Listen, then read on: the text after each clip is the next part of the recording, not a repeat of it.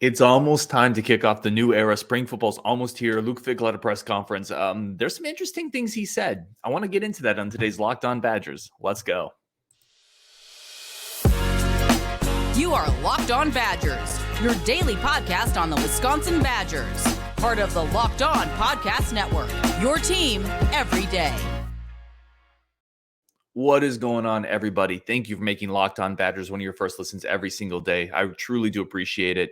I am your host, Ryan Herrings, as always. And let's get into it. Let's start talking. This is a new era of Badger football that's about to kick off. And you can feel the energy. You can feel the excitement. You can feel the expectations. And fans are buzzing about it. Coaches are amplifying it. The program is tweeting about it. The players are excited. And you can just tell it is a new era of Wisconsin football. And Luke Fickell, I want to start here. So a lot to talk about today. Roster updates, a couple players I'm really excited about at new weights, a player that left that I'm super disappointed about.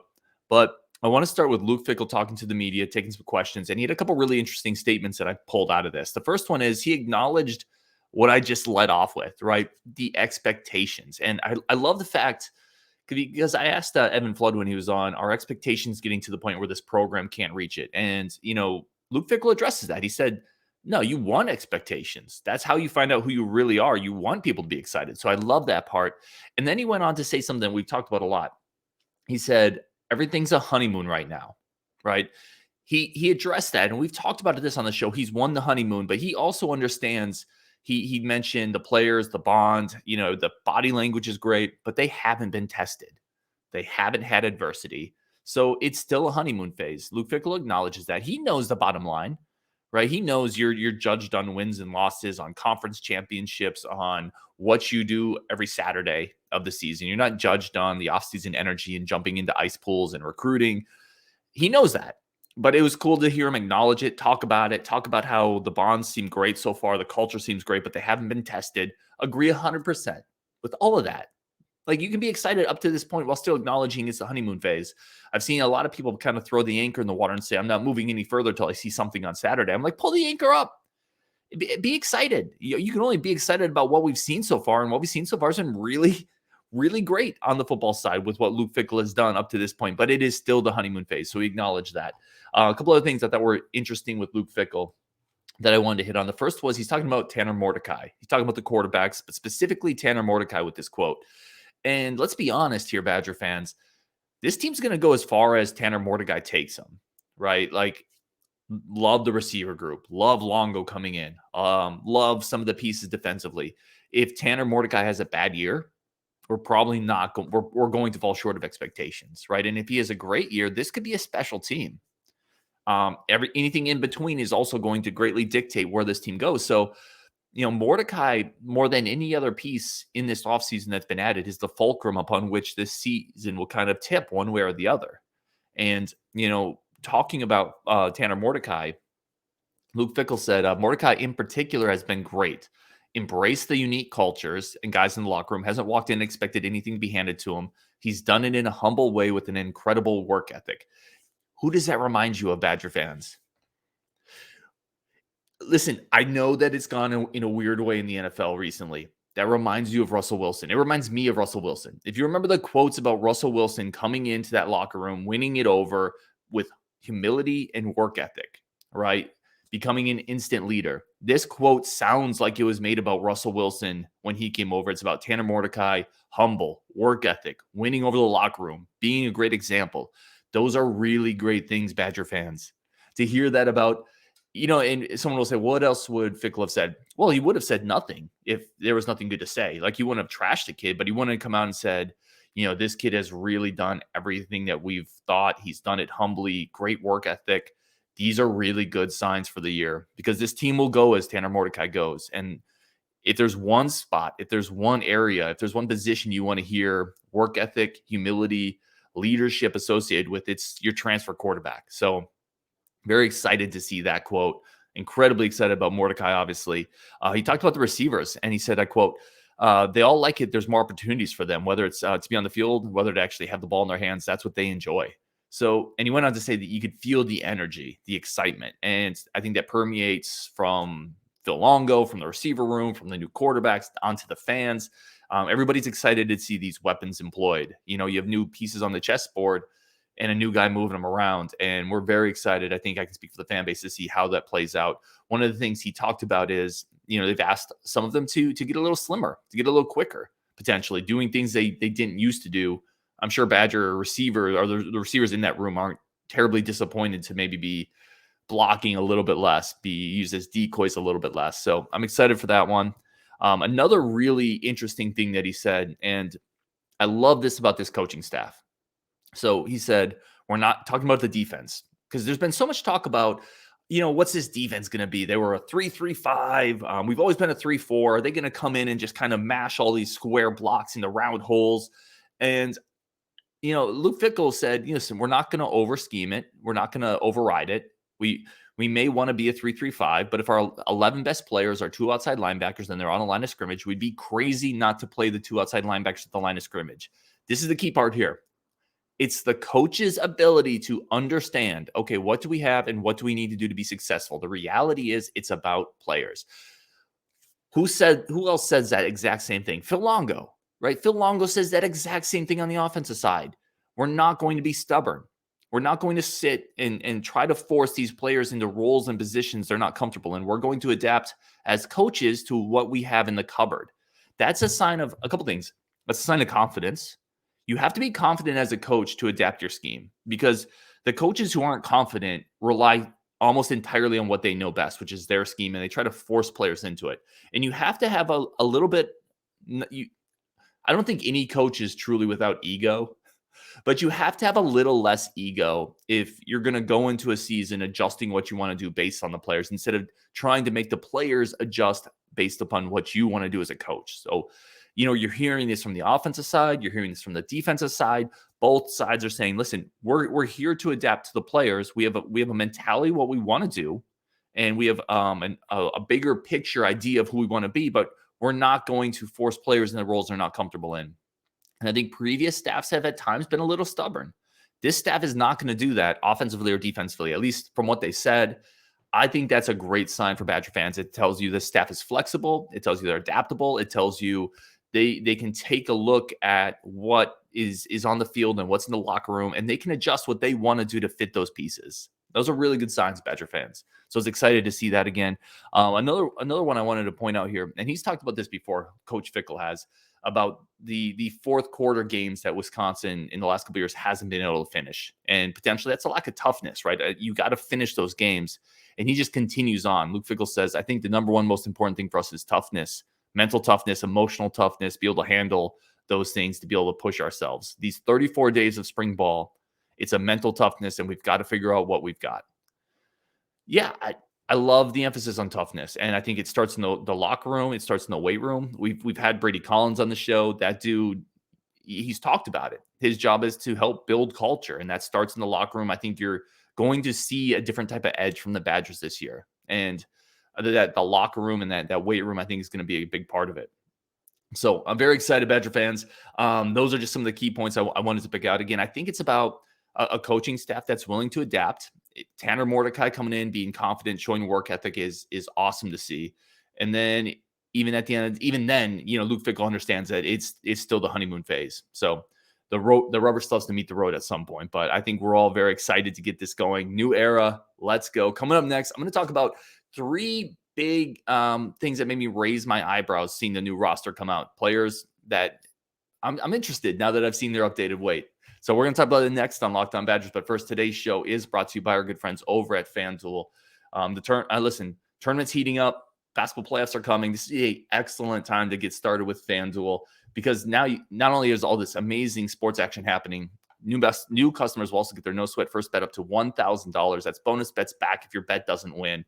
Just download the FanDuel Sportsbook app. It's safe, secure, super easy to use. You can bet on everything from the money line to point scores, three-pointers drained, same game parlays, combine it all. It's absolutely incredible. I've talked a lot about the Suns. I've talked some about the Bucks. But if you want to kind of go out there, Dallas, if you want to bet on Dallas to win the Western Conference, did it last year. They're plus 1,200. That's a really interesting kind of value play. Because if Dallas gets into the playoffs and Luka's been hurt, Kyrie's been hurt, if those dudes are healthy in the playoffs, they can put a hurt into any team. So I'm interested in that one. Plus, FanDuel lets you combine all your bets, as I mentioned, for a bigger payout with the same game parlay. Don't miss your chance to get your no sweat first bet up to $1,000 in bonus bets when you go to FanDuel.com/lockedon. That's FanDuel.com/lockedon to learn more. Make every moment more with FanDuel, the official sports betting partner of the NBA. When you're done here, go check out Locked On College Basketball, especially with March Madness going on. All the biggest stories, interviews, players, athletes' perspectives on Locked On College Basketball, only on the Locked On Network, wherever you find your podcasts. All right, let's keep going, y'all. I want to talk about one of my nerdy favorite times of the year, right, is when the rosters come out and you're looking at weights. You have last year's roster pulled up and you're like, oh, this dude gained 15 pounds. Let's go.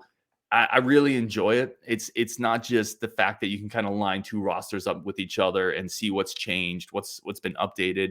And that probably goes back to my days playing NCAA and building those dynasties. But it is also a sign that we're there, right? Like new rosters, new faces. You get to see the early enrollees and the transfer players on the roster.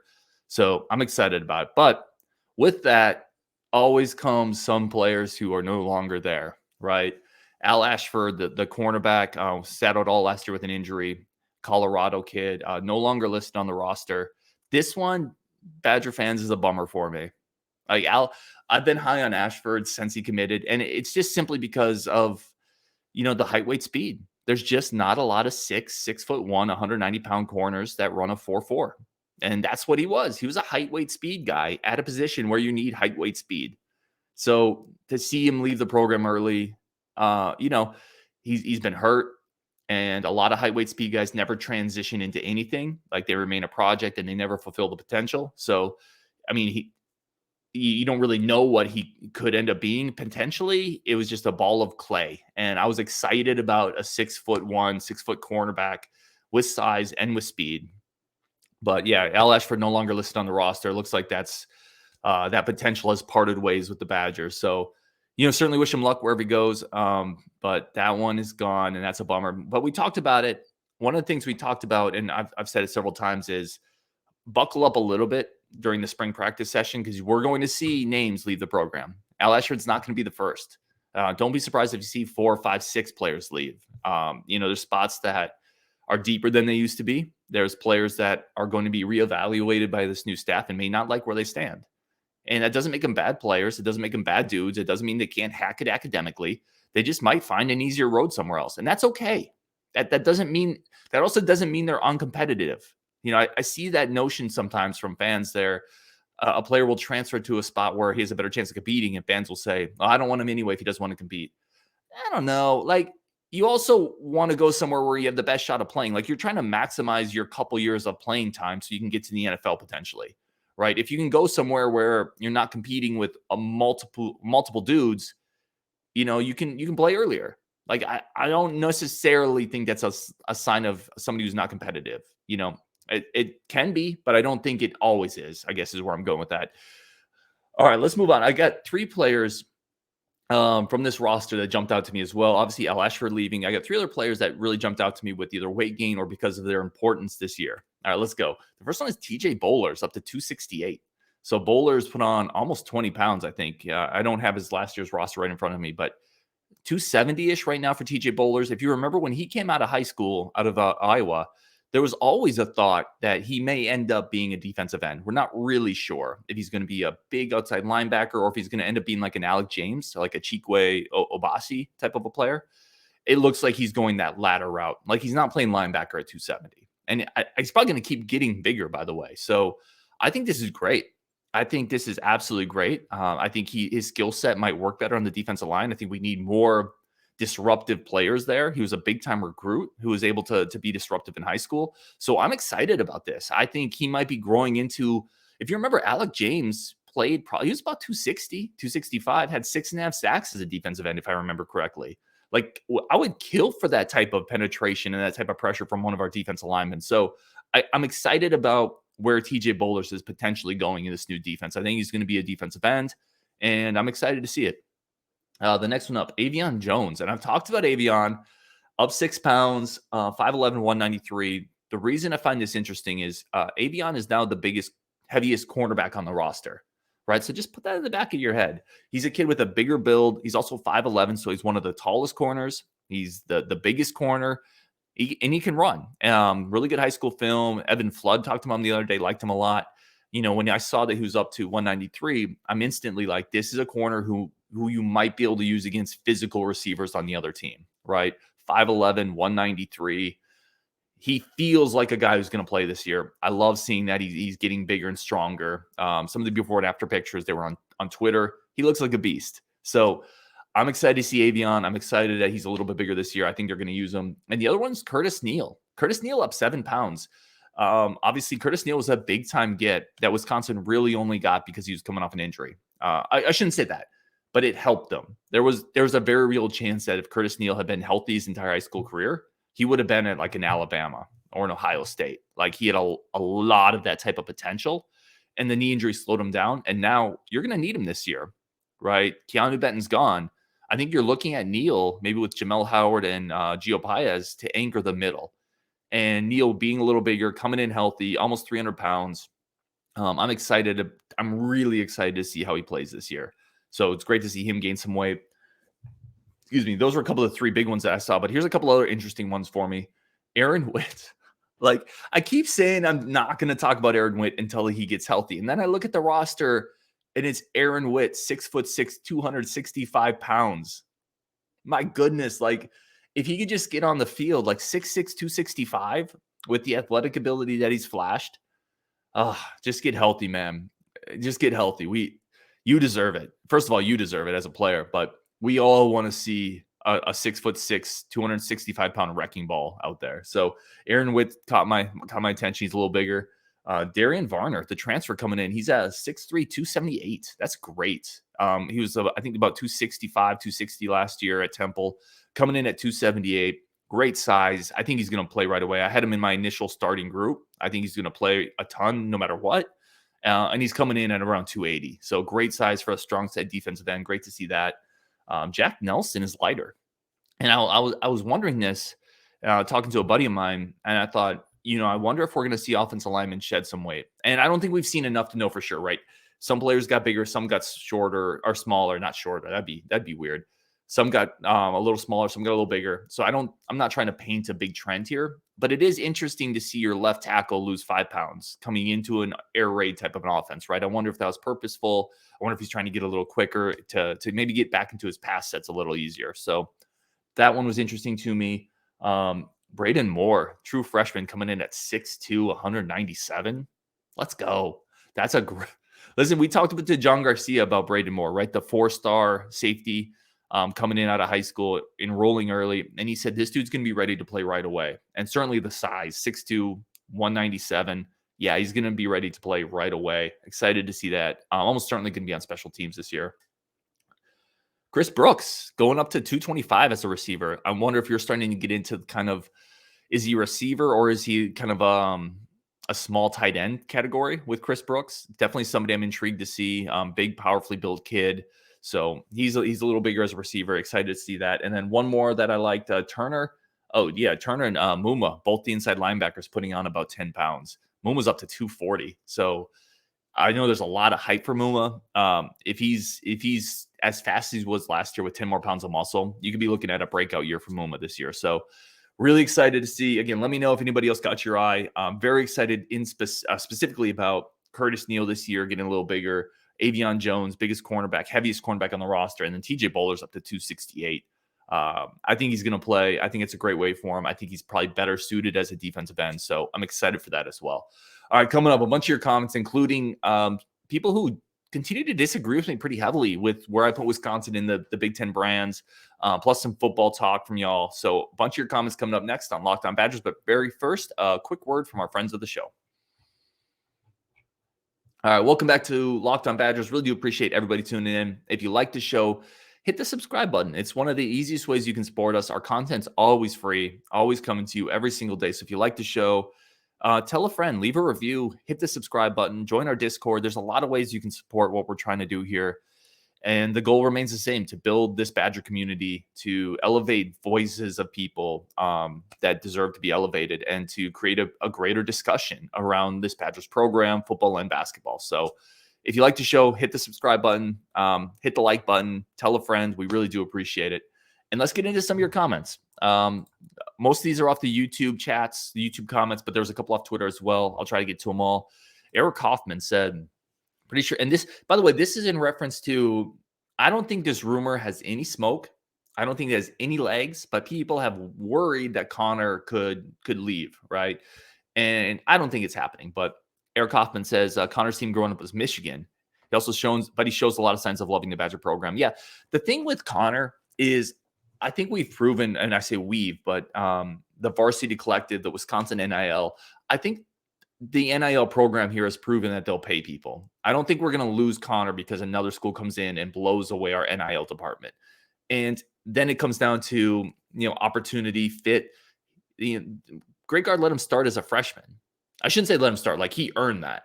But he earned a starting opportunity as a freshman, got a ton of shots as a freshman. Okay, so where is he going to go?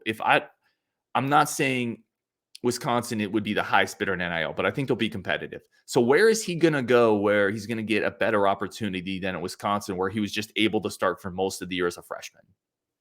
I just don't see this big hook to pull him out of here unless he's really convinced that the Wisconsin program isn't going anywhere from a relevant standpoint and he wants to play for a national title or play for a Final Four.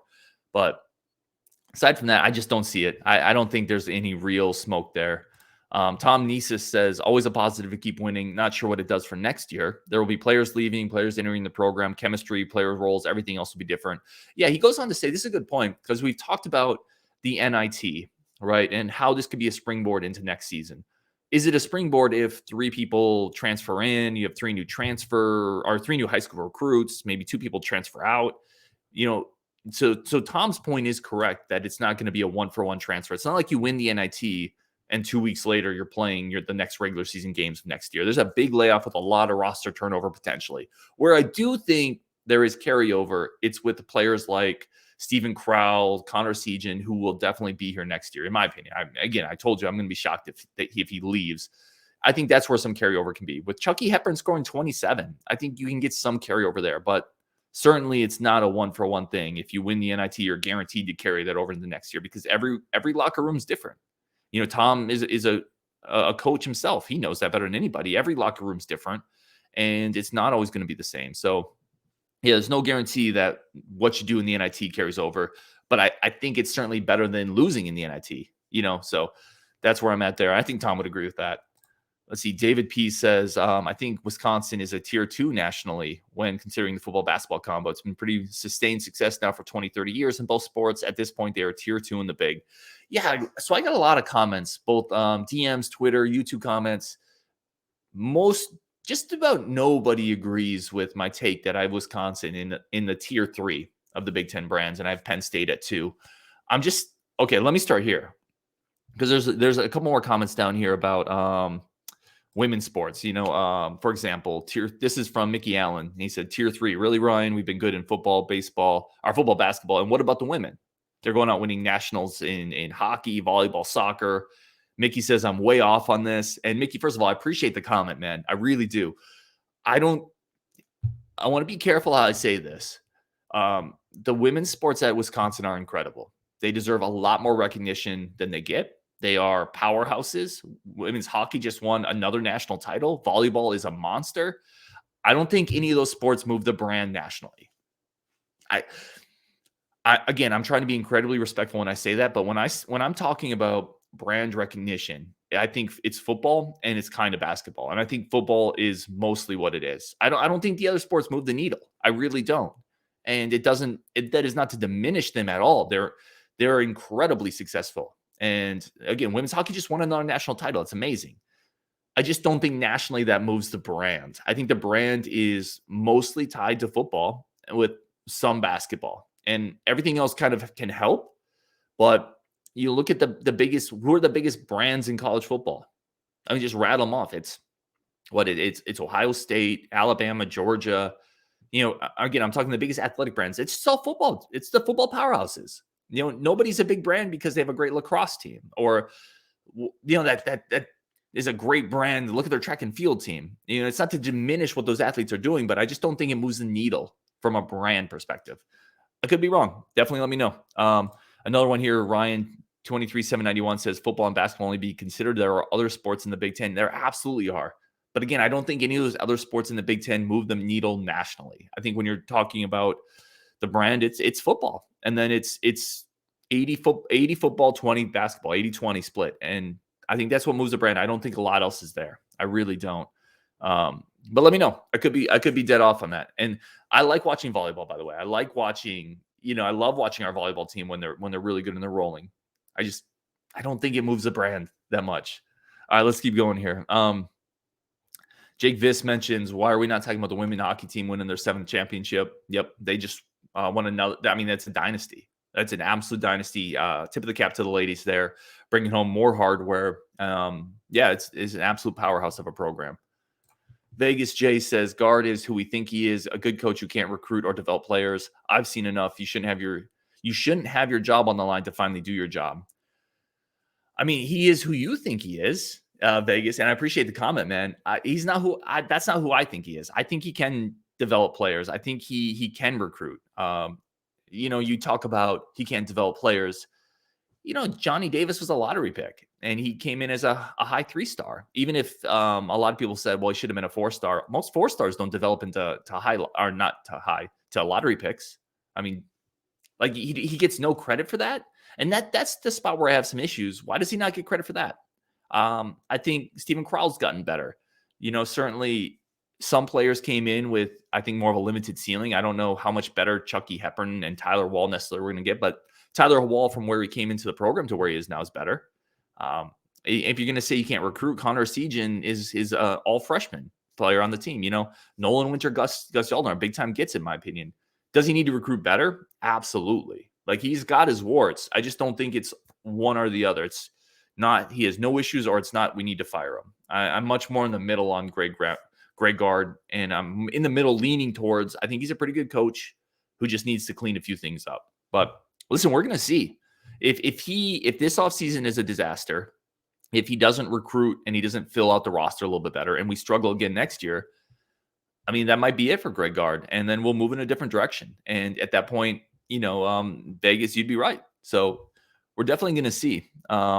Let's see here. Jerry Johnson. And I wonder if this is my dad's friend, Jerry Johnson. I'm not sure. But he said, is Wall's ankle still not 100%? Doesn't seem to be moving as good as he did before the injury. I think that injury was much more severe than it had been initially reported as. And he never really got back to where he was. I know some people, think he wasn't as efficient or as good before. His numbers were better across the board before the injury. It just is what it is. And this team was much better. I mean, they were 11-2 when he got hurt, right? And really since that point he got hurt, you saw the Badger program kind of nosedive and just slip into this death roll of mediocrity. I think that's related to Wall never fully getting back, in my opinion. But it's also related to the team's not deep enough. It's related to the team has holes. It's not all on Tyler Wall's injury for sure either. I'm not trying to use that as some type of scapegoat or crutch for Greg Gard. All right, y'all. On Wisconsin, spring football is coming up. I have a great interview coming up tomorrow. You're not going to want to miss it. On Wisconsin, let's keep it going. Let's go.